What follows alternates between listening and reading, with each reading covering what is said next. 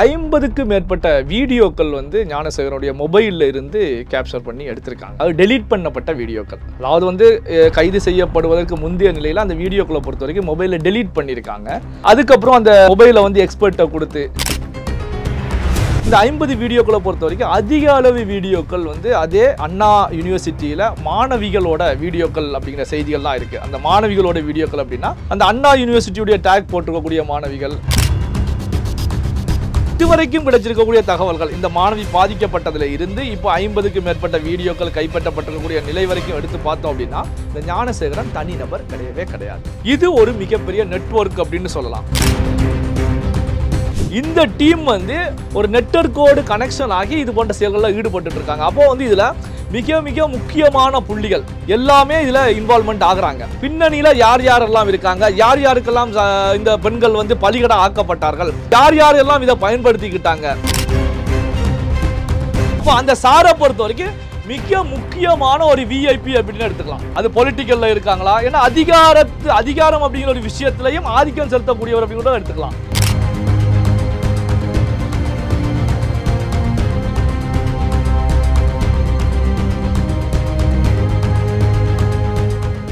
Real one நேயர்களுக்கு வணக்கம். இன்றைய சிறப்பு நேர்களுக்காக நம்முடன் இணைகிறார் பத்திரிகையாளர் திரு நெல்லை சிவா அவர்கள். வணக்கம் சார். வணக்கம். யோயு மாணவி விவகாரத்தில் யார் அந்த சார் தொடர்ந்து ஒரு சர்ச்சை இருந்துகிட்டு இருந்தது. இது முற்றுப்புள்ளி எஸ்ஐடியை வச்சிடுச்சா? என்ன அப்டேட் எஸ்ஐடி கிட்டேருந்து வந்திருக்கு சார்? இல்லை, தற்போதைய நிலையில் நமக்கு கிடைச்சிருக்கக்கூடிய தகவல் அடிப்படையில் ஸ்பெஷல் இன்வெஸ்டிகேஷன் டீம், அதாவது சென்னை ஹைகோர்ட்டால் ஃபார்ம் பண்ணப்பட்ட 3 IPS அதிகாரிகளை கொண்ட இந்த டீமை பொறுத்த வரைக்கும் தீவிர விசாரணையில் ஈடுபட்டு இருக்காங்க. அந்த பாதிக்கப்பட்ட மாணவியை வந்து ஒரு சைடில் வச்சு விசாரணை போய்கிட்டு இருக்கு. இந்த பக்கம் வந்து ஞானசேகரன் அப்படிங்கிற நிலையிலையும் அதில் தொடர்புடையவர்கள், அதாவது ஏற்கனவே பார்த்தீங்கன்னா இந்த ஞானசேகரனுடைய போன் அவர் யூஸ் பண்ண பல சிம்கள், ஒரு சிம் கார்டு கிடையாது, பல சிம் கார்டுகளை யூஸ் பண்ணியிருக்காங்க. அந்த சிம் கார்டுகளோட கால் ஹிஸ்ட்ரி இதுகளை எடுத்து பார்த்துட்டு இருக்காங்க. ஃபுல்லாக வாட்ஸ்அப்பு மெசேஜ் இது போன்ற விஷயங்கள் ஒரு சைடு போய்கிட்டுருக்கு. இப்போ பார்த்தீங்கன்னா 50க்கு மேற்பட்ட வீடியோக்கள் வந்து ஞானசேகரனுடைய மொபைலில் இருந்து கேப்சர் பண்ணி எடுத்திருக்காங்க. அதாவது டெலீட் பண்ணப்பட்ட வீடியோக்கள். அதாவது வந்து கைது செய்யப்படுவதற்கு முந்தைய நிலையில் அந்த வீடியோக்களை பொறுத்த வரைக்கும் மொபைலில் டெலீட் பண்ணியிருக்காங்க.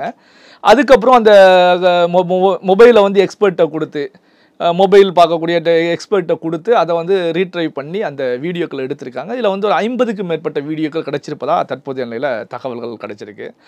இந்த 50 வீடியோக்களை பொறுத்த வரைக்கும் அதிக அளவு வீடியோக்கள் வந்து அதே அண்ணா யூனிவர்சிட்டியில் மாணவிகளோட வீடியோக்கள் அப்படிங்கிற செய்திகள் தான் இருக்குது. அந்த மாணவிகளோட வீடியோக்கள் அப்படின்னா அந்த அண்ணா யூனிவர்சிட்டியுடைய டேக் போட்டிருக்கக்கூடிய மாணவிகள், அதே நேரத்தில் பார்த்திங்கன்னா அந்த இளம் பெண்கள், அந்த யூனிவர்சிட்டி சம்மந்தப்பட்ட பெண்கள், குறிப்பாக இந்த மாணவி எங்கு வைத்து பாலியல் பலாத்காரம் அந்த அண்ணா யூனிவர்சிட்டிக்குள்ளே பண்ணப்பட்டதோ அந்த பகுதியில் இருக்கக்கூடிய வீடியோக்கள் அப்படின்னு சொல்லி தான் பாதிக்கு மேற்பட்ட வீடியோக்கள் இருக்குது.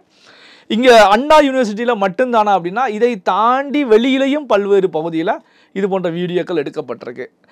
பல்வேறு பகுதிகள் அப்படின்னா அமைஞ்சகரை, அண்ணா நகர், ஞானசேகரன் வசிக்கக்கூடிய கோட்டூர்புரம். ஏன்னா கோட்டூர்புரத்தை பொறுத்த வரைக்கும் அண்ணா யூனிவர்சிட்டிக்கு பேக் சைடு தான். அதாவது இந்த ஞானசேகரனுக்கு இது போன்ற செயல்பாடுகளை அண்ணா யூனிவர்சிட்டியில் எளிதாக செய்வதற்கு அவருடைய வீடும் பக்கத்தில் இருந்ததான் காரணம். அதே நேரத்தில் பக்கத்தில் பிரியாணி கடை வைத்து நடத்தியது மிக முக்கியமான காரணம். அவருடைய மனைவி உள்ள வேலை பார்த்தது எல்லாமே பார்த்தீங்கன்னா ஞானசேகரனுக்கு ஒரு சாதகமான சூழலை உருவாக்குது. அப்போ எளிதாக எல்லா விஷயத்தையும் செய்ய முடியும், தப்பிக்க முடியும் அப்படிங்கிற நிலையில் தான் ஞானசேகரன் செயல்பட்டிருக்காங்க.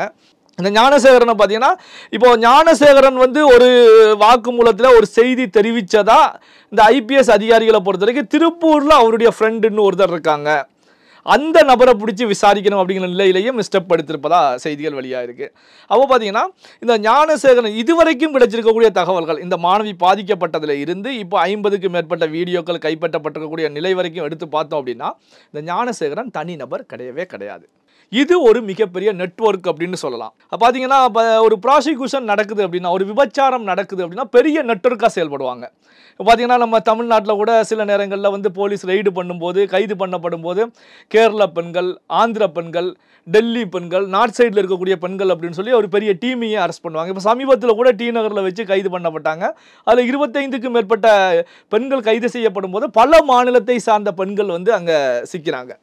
அவங்க பார்த்தீங்கன்னா இந்த பல மாநில பெண்கள் எப்படி இந்த டி நகருக்கு சென்னையில் ஒரு பகுதிக்கு கொண்டு வரப்பட்டாங்க அப்படின்னா ஒரு நெட்வொர்க், அந்தந்த மாநிலங்களில் செயல்படக்கூடிய நெட்வொர்க் எல்லாத்துக்குமே ஒரு கனெக்ஷன் இருக்கும். இவங்க எல்லாம் மாறி மாறி பெண்களை அனுப்பி அந்த மாதிரி விஷயங்களில் ஈடுபடுவாங்க. அதே போல தான் இந்த ஞானசேகரனை பொறுத்த வரைக்கும் பார்த்தீங்க அப்படின்னா இந்த கல்லூரியில் படிக்கக்கூடிய மாணவிகள் அதை தாண்டி வெளியில் இருக்கக்கூடிய பெண்கள் அப்படிங்கிற அடிப்படையில் பார்த்தீங்கன்னா தன்னுடைய தேவைக்கு தன்னுடைய இச்சைக்கு மட்டுமாக அங்கே செயல்படலை.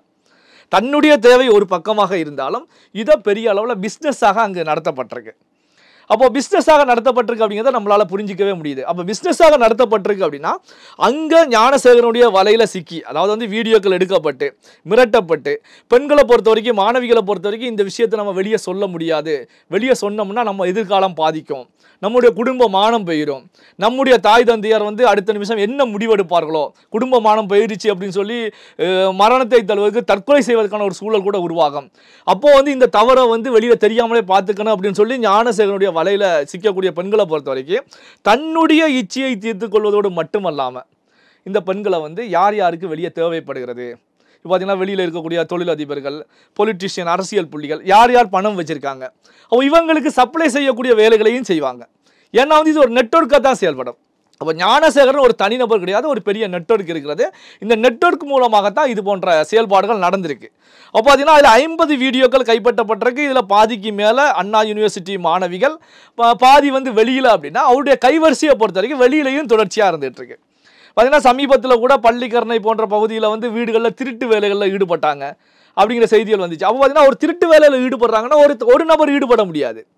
அப்போ குறைந்தது ஒரு 4-5 நபர்கள் சேர்ந்து தான் செயல்படுவாங்க. அப்போ பார்த்தீங்கன்னா இது ஒரு டீம். இந்த டீம் வந்து ஒரு நெட்வொர்க்கோடு கனெக்ஷன் ஆகி இது போன்ற செயல்களில் ஈடுபட்டு இருக்காங்க. அப்போ வந்து இதில் மிக மிக முக்கியமான புள்ளிகள் எல்லாமே இதில் இன்வால்மெண்ட் ஆகுறாங்க. இப்போ நிர்மலா தேவி விஷயம் நமக்கு தெரியும். பார்த்தீங்கன்னா அதில் வந்து பார்த்தீங்கன்னா அதுலேயும் ஒரு பெரிய ஒரு பூகம்பம் வெடித்தது நமக்கு தெரியும். அதில் என்ன நடந்தது எல்லாமே நமக்கு தெரியும். அதே போல் தான் இந்த ஞானசேகரன் விவகாரத்திலையும் பின்னணியில் யார் யாரெல்லாம் இருக்காங்க, யார் யாருக்கெல்லாம் இந்த பெண்கள் வந்து பலிகடா ஆக்கப்பட்டார்கள், யார் யாரெல்லாம் இதை பயன்படுத்திக்கிட்டாங்க, அந்த கருப்பாடுகள் யார், என்ன ரீசன்னா இதில் கவனிக்கப்பட வேண்டிய விஷயம். இப்போ ஞானசேகரன் வந்து போனில் சார் அப்படின்னு சொல்லி பேசுகிறாங்க அப்படிங்கிறது வாக்கு மூலத்தில் அந்த மாணவி கொடுத்துருக்காங்க. அதன் பிறகு பார்த்தீங்கன்னா ஒரு சிலரை பொறுத்த வரைக்கும் அந்த சார் அப்படிங்கிறது இருக்கலாம், இல்லாமலும் போகலாம் அப்படிங்கிற நிலையில் கூட ஒரு சிலர் வந்து மீடியாக்கள்லேயே பேசுகிறாங்க. அது அப்போ பார்த்தீங்கன்னா மீண்டும் வந்து அந்த மாணவியை பொறுத்த வரைக்கும் விசாரணையில் வந்து இல்லை சாருன்னு பேசியது உண்மைதான் அப்படின்னு இப்போது சொல்லப்பட்டதாக காலையில் செய்தி வெளியாகிருக்கு. அப்போ பார்த்தீங்கன்னா அந்த மாணவியை பொறுத்த வரைக்கும் அங்கே நடந்த சம்பவத்தை சொல்கிறாங்க. அந்த சார் யார் அப்படிங்கிறத கண்டுபிடிப்பது கடினமான வேலையே கிடையாது. ஏன்னா நம்முடைய காவல்துறையை பொறுத்த வரைக்கும் ஸ்காட்லாந்து போலீஸை விட மேன்மையான ஒரு காவல்துறை அப்படிங்கிறது எல்லாருக்குமே தெரிஞ்ச விஷயம்தான். புரட்சி தலைவி ஜெயலலிதா காலத்தில் காவல்துறையை பொறுத்த வரைக்கும் ஒரு ஸ்காட்லாந்து போலீஸை விட மிஞ்சிய போலீஸ் அப்படின்னு சொல்லி பெரிய அவார்டுகள் கொடுத்து கௌரவிச்சாங்க. அது நிதர்சனமான உண்மைதான். ஏன்னா எந்த வழக்குகளாக இருந்தாலும் நம்ம தமிழக காவல்துறையை பொறுத்த வரைக்கும் அக்கு வேறு ஆணி வேறாக பிரித்து குற்றவாளிகளை எளிதாக ரீச் அடைஞ்சிருவாங்க, குற்றவாளிகளை கண்டுபிடிச்சிருவாங்க. ஆனால் நம்முடைய சட்டத்தில் இருக்கக்கூடிய ஓட்டைகள், அதிகாரத்தில் இருக்கக்கூடிய ப்ரெஷரால் ஒரு சில வழக்குகளில் வந்து தீர்வுகள் முழுமையாக கிடைக்க முடியாத ஒரு சூழல் ஏற்படும். ஏன்னா ப்ரெஷர் அழுத்தம் ஏற்படும் போது அந்த காவல்துறையை பொறுத்த வரைக்கும் அந்த குற்றவாளியை சட்டத்தின் முன் நிறுத்துவதற்கோ மக்கள் முன் நிறுத்துவதற்கோ இயலாமல் போன நிலை இருக்கிறதே தவிர, ஆனால் காவல்துறை வந்து 100% அங்கே சிறப்பாக தான் செயல்படுறாங்க. அப்போது இந்த ஞானசேகரன் விவகாரத்தை நம்ம எடுத்துக்கிட்டோம் அப்படின்னா போனில் தான் பேசியிருக்காங்க. அதுக்கு வந்து புதுசாக ஒரு டெக்னாலஜியை கண்டுபிடிச்சி ஞானசேகரன் யார்ட்டையும் பேசலை. அப்போ பார்த்தீங்கன்னா அந்த மொபைலில் இருக்கக்கூடிய ஹிஸ்ட்ரி அல்லது அது எந்த டெலிகாம் எது சம்பந்தப்பட்ட விஷயம் யார் யார்கிட்ட பேசினாங்க அப்படின்னா அடுத்த நிமிஷம் அந்த கருப்பாடுகள் அந்த சார் யார் அப்படிங்கிறது இங்கே தெரிய வரப்போகுது. அப்போ பார்த்தீங்கன்னா இதை கண்டுபிடிப்பதற்கு இவ்வளோ காலதாமதம் ஏற்படுகிறது. அந்த சார் அப்படிங்கிற நபர் யாருன்னே தெரியல அப்படிங்கும் போது அந்த சார் அப்படிங்கிற நபர் வந்து சாதாரண மனிதராக இருக்க வாய்ப்பே கிடையாது. சாதாரண மனிதர் அப்படின்னா நம்மளை மாதிரி இங்கே மாதிரி ஒரு சாமானிய மக்களாக இருப்பதற்கான வாய்ப்பு கிடையாது. அப்போ அந்த சாரை பொறுத்த வரைக்கும் மிக முக்கியமான ஒரு விஐபி அப்படின்னு எடுத்துக்கலாம். அது பொலிட்டிக்கலில் இருக்காங்களா, ஏன்னா அதிகாரம் அப்படிங்கிற ஒரு விஷயத்திலையும் ஆதிக்கம் செலுத்தக்கூடியவர் அப்படின்னு கூட எடுத்துக்கலாம். ஏன்னா வந்து ஒரு இந்த தமிழகமே கொந்தளிக்கிறது இந்த விவகாரத்தில், இந்தியா முழுவதுமே ஒரு அதிர்ச்சியை உருவாக்கியிருக்கு இந்த விஷயத்தில். எதிர்க்கட்சிகள் ஆர்ப்பாட்டங்கள், பேரணிகள், போராட்டங்கள் நடத்திக்கிட்டு இருக்காங்க. பாட்டாளி மக்கள் கட்சி ஒரு பக்கம் நடத்துகிறாங்க, பாஜக ஒரு பக்கம் நடத்துகிறாங்க, நாம் தமிழர், சீமான், தாவேகா அப்படின்னு சொல்லி பெரிய அளவில் போராட்டம் நடக்கிறது. அப்படி நடந்தும் அந்த சார் அப்படிங்கிறது இந்த நிமிஷம் வரைக்கும் வெளியில் தெரியாமல் இருக்கிறது. அப்படின்னா அந்த சாருடைய அதிகாரம் என்ன அப்படிங்கிறத தான் நாம் பார்க்கணும். அப்போ மிகப்பெரிய ஒரு அதிகார பலம் படைத்தவர் அப்படின்னு சொல்லி கூட எடுக்கலாம். அப்போ அவரை காப்பாற்றுவதற்கான முயற்சிகள் அங்கே நடைபெறுகிறதா அப்படிங்கிற கேள்விகள் தான் பத்திரிகையாளனாக என்னிடம் மட்டுமல்ல சாமானிய மக்கள் மத்தியில் எழுந்துகிட்டு இருக்கு. அப்போ வந்து அந்த சாரை கண்டுபிடிக்கப்பட வேண்டும். இதில் கவனிக்கப்பட வேண்டிய விஷயம் என்ன அப்படின்னா, நாம் பல வழக்குகள், கேஸுகள் எல்லாமே பார்த்துருக்கோம். ஒரு முக்கியமான அதிகார மையத்தில் இருக்கக்கூடியவர் அதில் சம்பந்தப்பட்டு அவருடைய முகம் வெளியில் தெரிய வரப்போகிறது அப்படின்னா அந்த வழக்குகள் இல்லாமல் போன வழக்குகள் கூட இருக்குது. அதாவது கைது செய்யப்படக்கூடிய இந்த சைடு உள்ளவங்களோ அந்த சைடு உள்ளவங்களோ அல்லது வந்து மர்மமான முறையில் இறக்கக்கூடிய நிகழ்வுகள் அல்லது தற்கொலை செய்யக்கூடிய நிகழ்வுகள் இது போன்ற எல்லாமே இருக்குது. இப்போ நாம் இதில் சொல்லக்கூடிய விஷயம் என்னென்னா, ஒரு பத்திரிகையாளனாக சமூக அக்கறையோடு நான் முன்வைக்கக்கூடிய ஒரு முக்கியமான விஷயம் என்ன அப்படின்னா, ஞானசேகரனை பாதுகாப்பாக காவல்துறை பாதுகாக்க வேண்டும். என்ன காரணம் அப்படின்னா, உண்மையான குற்றவாளி யார் அப்படிங்கிறத கண்டுபிடிக்கப்படும் வரை இந்த நிகழ்வில் ஞானசேகரனோ அல்ல அந்த மாணவியோ இதில் சம்பந்தப்பட்டவர்களோ யாருடைய உயிரும் பறி போய்விடக்கூடாது. இது தற்கொலையாக இருக்கலாம், இல்லை மர்மமான விஷயங்களாக இருக்கலாம், எதுவுமே இல்லாமல் அவர்கள் பாதுகாக்கப்பட வேண்டும். பாதுகாக்கப்பட்டு உண்மை குற்றவாளிகள் கண்டுபிடிக்கப்பட வேண்டும். என்ன காரணம் அப்படின்னா, இது வந்து ஒரு சாதாரண விஷயம் கிடையாது. ஒரு பெண்களுடைய பாதுகாப்பு சம்பந்தப்பட்ட விஷயம். ஒரு அண்ணா சம்பந்தப்பட்ட ஒரு அண்ணா யூனிவர்சிட்டியிலேயே இது போன்ற நிகழ்வுகள் நடக்கிறது அப்படின்னா, அப்போ வந்து பெண்கள் வந்து வெளியில் செல்வதற்கே தயங்குவாங்க. வெளியில் எப்படி செல்ல முடியும்? ஏன்னா வந்து கடந்த காலங்களில் நம்ம ஆட்டோ சங்கருடைய விஷயத்தை பார்க்கும்போது தமிழகம் அல்ல இந்தியா முழுவதுமே பெரிய பூகம்பம் அடிச்சிச்சு. ஏன்னா பெண்களை கடத்திட்டு போகிற நிகழ்வுகள் அதற்கு குறைஞ்சது கிடையாது இந்த நிகழ்வு. அப்போ அன்னைக்கு இருக்கக்கூடிய டெக்னாலஜி அடிப்படையில் ஆட்டோ சங்கர் வழக்கு செல்கிறது அப்படின்னா, இன்னைக்கு இருக்கக்கூடிய டெக்னாலஜி அடிப்படையில் பார்க்கும்போது இது போன்ற நிகழ்வுகள் நடக்குது. அப்போ இந்த ஞானசேகரன் சம்பந்தப்பட்ட இந்த மாணவிகள் விவகாரத்தில் யார் யாரெல்லாம் பெரிய அளவில் பாதிக்கப்பட்டிருக்காங்க, பாதிக்கப்பட்டவங்க பாதி பேர் வெளியே சொல்ல மாட்டாங்க. இதில் பாதிக்கப்பட்டவர்கள் யாராவது இறந்திருக்கார்களா அப்படிங்கிற சந்தேகம் கூட எழும். காரணம் என்னென்னா, வெளியேயும் சொல்ல முடியாது, இங்கேயும் சொல்ல முடியாது, தற்கொலை தான் தீர்வு அப்படிங்கிற முடிவு கூட எடுத்திருக்கலாம். அப்போ அதனால் இதை சாதாரணமாக கடந்து போக முடியாது. அப்போ இதில் உண்மை குற்றவாளிகள் கண்டுபிடிக்கப்பட வேண்டும். இந்த ஞானசேகரன் பின்னணியில் யாரெல்லாம் இருக்காங்க, இந்த நெட்வொர்க்கை வந்து சும்மா விடக்கூடாது, இந்த நெட்வொர்க்கை கண்டுபிடிக்கப்பட வேண்டும். அப்படி கண்டுபிடித்தால் தான் பெண்கள் மத்தியில் வந்து அதிர்ச்சி கொஞ்சம் குறைவதற்கான ஒரு வாய்ப்புகள் உருவாகும். பரவாயில்லை, குற்றவாளிகள் கண்டுபிடிக்கப்பட்டிருக்காங்க, கடுமையான தண்டனைகள் கொடுக்கப்பட்டிருக்கு. அப்போ பார்த்தீங்கன்னா குற்றவாளிகள் மத்தியில் ஒரு கிளியை ஏற்படுத்தியிருக்கு. யார் வேண்டுமென்றாலும் தவறுகள் செய்வதற்கு தயங்குவாங்க அப்படிங்கிற ஒரு சூழல் உருவாகும் அப்படிங்கிறதா என்னுடைய ஒரு பார்வை அப்படின்னு கூட வச்சுக்கலாம்.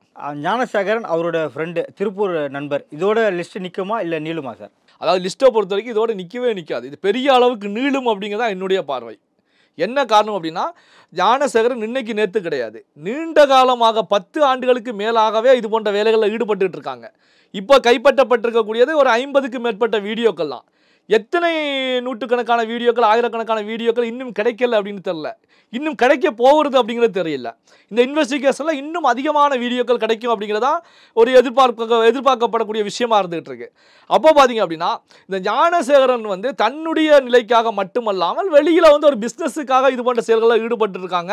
பாதிக்கப்பட்ட பெண்களை இவங்க வியாபாரத்துக்கு பயன்படுத்தி இருக்காங்க அப்படின்னு தான் பார்க்க முடிகிறது.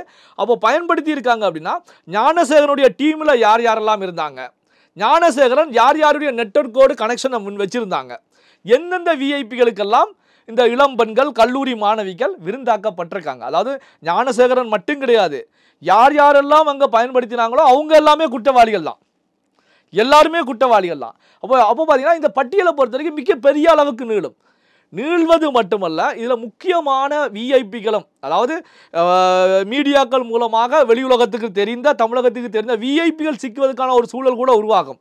அதனால தான் நான் வந்து ஏற்கனவே பேசும்போது கூட தெரிவித்தேன், இங்கு ஒவ்வொரு உயிர்களும் மிக முக்கியமானது. முதல் நிலையில் இந்த வழக்கு தொடர்புடையவர்கள் பாதுகாக்கப்பட வேண்டும், எந்த நிகழ்வும் ஏற்படக்கூடாது. அதே நேரத்தில் விசாரிக்கப்பட்டு இந்த நெட்வொர்க்கில் இருக்கக்கூடியவங்க, ஞானசேகரனுடைய டீமில் இருக்கக்கூடியவங்க எல்லாருமே வெளியே கொண்டு வரப்பட்டு இது போன்ற நிகழ்வுகள் எதிர்காலத்தில் நடக்க முடியாத ஒரு சூழலை உருவாக்கணும். காரணம் என்ன அப்படின்னா, அண்ணா யூனிவர்சிட்டியில் நடந்த நம்முடைய நாட்டுடைய எதிர்கால தூண்கள். நாளைக்கு வந்து இங்கே படிக்கக்கூடிய மாணவிகளை பொறுத்த வரைக்கும் பல்வேறு துறைகளில் அரசியல்லையும் பெரிய அளவுக்கு வரக்கூடியவங்க, ஏன் நம்முடைய ஒரு தமிழகத்தை ஆட்சி செய்வதற்கோ இந்தியாவை ஆட்சி செய்வதற்கோ பெரிய அளவில் வரக்கூடியவங்க. அப்போ வந்து ஒரு கல்லூரியிலேயே இது போன்ற நிகழ்வு நடக்குது அப்படின்னா, இப்போ பார்த்தீங்கன்னா ஒரு பத்திரிகையில் ஒரு கார்ட்டூன் படம் வரைஞ்சி போட்டிருக்காங்க. இந்த நிகழ்வை அறிஞர் அண்ணா அவர்களுடைய படம் வரைந்து அண்ணாக்கு பின்னால் ஒரு மாணவி போய் பதுங்குவது போல போட்டிருக்காங்க. அதாவது வந்து பார்த்தீங்கன்னா பயத்தோட, என்னன்னா இங்கே வந்து பாலியல் பலாத்காரத்துக்கு யாரோ நெருங்கி வரும்போது பாதுகாப்பு தேடி அண்ணாவுக்கு பின்னால் மறைந்திருப்பது போல போட்டிருக்காங்க. அப்போ எந்த அளவுக்கு தமிழகம் ஆயிருச்சு அப்படிங்கிறத பாருங்க. இப்போ அண்ணாவுடைய பெயர் சொல்லித்தான் ஆட்சி நடந்துகிட்டு இருக்கு. அண்ணாவுடைய பெயர் சொல்லித்தான் திராவிட கழகங்கள் திமுக சரி அதிமுக சரி நீண்ட நெடிய காலமாக தமிழகத்தை ஆட்சி பண்ணிட்டு வர்றாங்க. அதே அண்ணா பெயர் கொண்ட யூனிவர்சிட்டியில் இப்படி ஒரு நிகழ்வு நடக்கிறது அப்படிங்கிறது தான் அந்த பத்திரிகை வந்து அண்ணாவுடைய சிலையை ஸ்டாச்சுவை போட்டு பின்னாடி மறைந்திருப்பது போல ஒரு படத்தை வரைஞ்சி போடுறாங்க. அப்போது வந்து பார்த்தீங்கன்னா பெண்களுக்கு பாதுகாப்பு இல்லையா அப்படிங்கிற கேள்விகளான பெரிய அளவில் உருவாகும். சரி, இப்போ மாணவிகளை தாண்டி அதில் வந்து வெளியில் யார் யார் சம்மந்தப்பட்டிருக்காங்க அப்படிங்கிற கேள்விகள் உருவாகுது. அப்போ வெளியிலையும் தன்னுடைய கைவரிசையை காண்பிச்சிருக்காங்க. அப்போது பார்த்தீங்கன்னா இதை தாண்டி திருட்டு தொழிலையும் ஈடுபட்டிருக்காங்க. பள்ளிக்கரணை போன்ற பல்வேறு பகுதியில் வீடுகள்லையும் திருட்டில் ஈடுபட்டிருக்காங்கன்னு சிசிடிவி காட்சிகள் கிடைச்சிருக்கு. அதன் மூலமாக நடந்துட்டு இருக்கு. அப்போ பார்த்தீங்கன்னா ஒரு நெட்வொர்க்காக சேர்ந்து சட்ட விரோதத்துக்கு எதிரான செயல்கள் பல்வேறு செயல்களில் இந்த ஞானசேகரனுடைய டீம் வந்து ஈடுபட்டிருக்காங்க. அப்போ பார்த்தீங்கன்னா இதன் பின்னணியில் வந்து பெரிய பெரிய முதலைகள் எல்லாம் இருக்காங்க, விஐபிகள் எல்லாம் இருக்காங்க, கண்டிப்பாக இருப்பாங்க. அப்போ அத்தனை பேரும் கண்டுபிடிக்கப்பட்டு சட்டத்தின் முன் நிறுத்தப்பட வேண்டும். அவர்களுக்கு உரிய நடவடிக்கை தீர்வுகள் கொடுக்கப்பட வேண்டும். இந்த அடிப்படையில் தான் சென்னை உயர்நீதிமன்றமும் இந்த விவகாரத்தில் தாமாக முன்வந்து 3 IPS அதிகாரிகளை கொண்ட ஒரு டீமை ஃபார்ம் பண்ணியிருக்காங்க. அந்த SITயை பொறுத்த வரைக்கும், அந்த ஸ்பெஷல் இன்வெஸ்டிகேஷன் டீமை பொறுத்த வரைக்கும் தீவிரமாக வேகம் எடுத்து செயல்பட்டு இருக்காங்க. இந்த SITயை பொறுத்த வரைக்கும் முழுமையான நிலவரங்கள் அங்கே என்ன நடந்ததுன்னு வெளிக்கொண்டு வர வேண்டும். இதன் மூலமாக சட்டத்தின் முன் நிறுத்தப்பட்டு இந்த கொடூரங்களுக்கு, இந்த மிகப்பெரிய ஒரு வேலையில் ஈடுபட்ட இந்த கொடுமையான நிகழ்வில் ஈடுபட்டவர்களுக்கு கடுமையான தண்டனைகள் வழங்கப்பட வேண்டும். நடப்பு அரசியல் குறித்து பல்வேறு கருத்தில் மிக்க நன்றி சார். நன்றி.